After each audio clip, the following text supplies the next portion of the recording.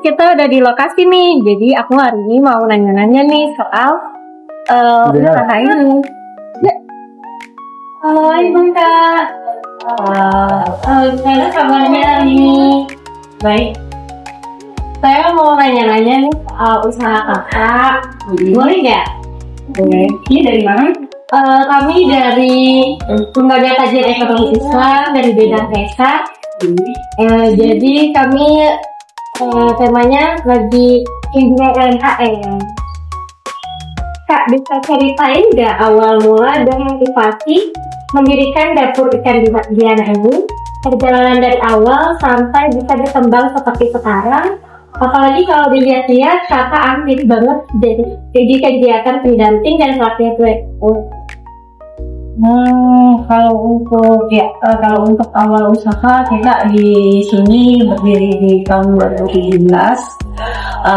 Awalnya cuma hobi aja sebetulnya, rumah tangga yang mungkin tidak ada kerja tetap ya, karena di sini kita pure usaha dari nol.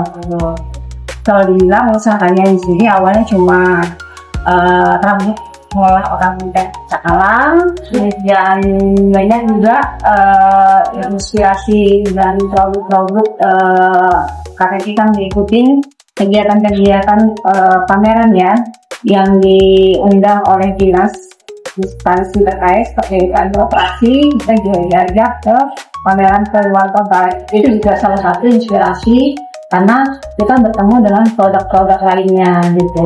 Jadi alhamdulillah dari rambut ikan Cakalang kita berkembang gitu, seperti abon, teri, udang, telur gitu. Itu sekarang ada aneka sambal ikan ya. Jadi total produk sekarang yang kita bikin, yang kita buat itu sekitar 12 produk. Betulnya motivasinya ini olah ikannya sangat membantu sekali buat orang-orang yang memang sibuk ya. Yang awalnya itu juga karena memang anak-anak waktu itu makan ikan, jadi ya kalau dibilang ini cara mudah makan ikan gitu. Jadi makan ikan yang nggak ribet dengan hanya karena ada duri gitu. Jadi kita olah semuanya jadi aneka olahan dan memang bisa saja. Saya mau nanya Kak, bagaimana cara mengatur waktu dan tim apabila Kakak juga aktif di kegiatan pelatihan dan penampilan UMKM saya kemarin ya? Apakah kalau Kakak sedang dengan ada yang menggantikan atau setia? Kalau untuk pendampingan kita seperti undangan sebagai narasumber ya. Itu biasanya kita di sini ada tim yang bikin bagian fotografernya, habis itu bagian pembuatan slide-nya. Kita di sini juga ada tim produksi.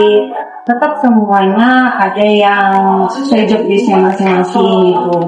Untuk saya memang sih untuk operasional usaha di sini tetap saya yang masih handle gitu. Jadi bilang untuk usaha ini juga tidak terlalu menekan kita gitu. Jadi masih bisa kita mengambil waktu yang lainnya gitu. Seperti rumah tangga, ya kan, anak-anaknya tangga, usaha dengan kegiatan-kegiatan yang memang undangan dari luar seperti kemarin contohnya dari kecamatan, ya kan, tapi juga ada dari instansi lain. Kedepannya ini ada beberapa instansi dari SMK yang mengundang pelatihan pengolahan juga ada. Jadi intinya tidak terlalu menekan juga ya, masih bisa kita meluangkan yang lainnya. Jadi kalau untuk job, alhamdulillah kita sudah bisa mengatur antara produksi ya, PO yang masuk, itu pendampingan ataupun sebagai narasumber. Masya Allah, habis ya. Kalau dari promosi pemasaran, menurut kakak strategi apa yang paling efektif? Apakah dari online atau kerjasama gitu? Kerjasama lewat foto, semacam. Kalau untuk strategi sebagai pelaku usaha kita semuanya harus mencoba ya. Jadi tidak hanya online, tidak hanya offline gitu. Untuk offline mungkin kita di sini membangun jejaring seperti mitra atau reseller, ya kan? Jadi ada semacam retail modern yang kita masukkan untuk oleh-oleh atau kalau untuk online mungkin ada di Shopee Food atau GrabMart gitu.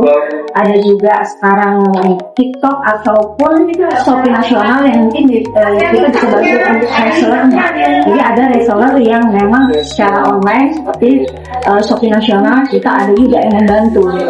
Jadi kita tidak bergerak sendiri. Jadi kita tidak maksudnya kita nggak bergerak sendiri, memang harus ada saling membantu. Jadi secara online pun kita perlu, apalagi sekarang anak-anak Gen Z yang memang online itu mereka lebih keterkaitannya ke situ ya. Contohnya kayak di Instagram itu banyak mereka yang kalau muda itu menggunakan Instagram. Jadi mau nggak mau kita dalam strateginya harus lebih ke Instagram. Dan yang saya lihat kan produk-produknya ada sertifikasi halal. Nah, bagaimana sih kalau ada kamu mendapatkan sertifikasi halal itu, apakah ada tantangan untuk Kalau untuk sertifikasi halal kita tidak langsung mendapatkan sertifikasi halal ya. Jadi sebenarnya urutan standar sebagai pelaku usaha itu kita harus punya namanya nomor izin berusaha. Dari nomor izin berusaha itu nanti ada yang namanya PIRT. PIRT ini dan PIB ini biasanya dikeluarkan di mall pelayanan publik di daerah Pahlawan. Nah itu setelah itu nanti kita akan selanjutnya membuat halal. Jadi untuk halal ini nanti akan ada yang namanya bimbingan pelatihan dari MUI, dan di sini biasanya ya kalau dari instansi ataupun semacam CSR itu biasanya membuka, memfasilitasi. Jadi ada yang mempermudah juga gitu ya, untuk membantu para pelaku usaha di Samarinda. Jadi tidak hanya secara individu, tapi mereka juga dari instansi membantu kita untuk memfasilitasi. Jadi kalau bilang susah enggak ya, jadi tergantung pelakunya aja. Mereka membuat susah apa enggak gitu ya. Semua itu gampang kalau memang kita ada niat untuk melakukan hal. itu sekitar berapa lama tuh? Halal itu kalau prosesnya cepat itu bisanya 1 bulan itu sudah selesai. Terakhir nih, dari pengalaman kakak mengenai UMKM, ada nggak tips buat anak muda yang mau buka usaha kecil-kecilan terus jadi besar, terus jadi konsisten sampai sekarang? Ada tips? Buat anak-anak muda ya, kalau entrepreneur muda, sebetulnya usaha itu nggak perlu modal yang memang kalau kalian tidak punya modal gitu. Jadi sebetulnya yang seperti ini sebetulnya bisa kalian gandeng gitu ya kan, untuk seperti reseller gitu ya kan. Jadi awal pertama usaha kalau memang tidak ada modal, kita gandeng reseller, kita bantu. Dari situ kita mungkin akan yang namanya mengumpulkan ya, mungkin dari modal itu untuk menjadi pengusaha yang bisa mandiri gitu. Jadi kalau dibilang produk itu bukan hanya sekedar produk, tapi kita juga tahu produk yang memang dibutuhkan oleh konsumen, target pasarnya, dan memang di sini legalitas juga yang harus dihukum. Jadi semua keterkaitan produk apa yang memang diinginkan pasarnya, kemana targetnya, ya di sini cocok nggak buat mereka. Legalitas itu harus buat itu. Jadi sebetulnya produk itu bukan hanya sekedar deskripsi, tapi produk itu juga solusi buat konsumen. Jadi buat kaum muda, kalau memang sudah kalian beryakin untuk terjun ke pelaku usaha UMKM, saya berharap bisa konsisten dengan apa yang sudah dicapai.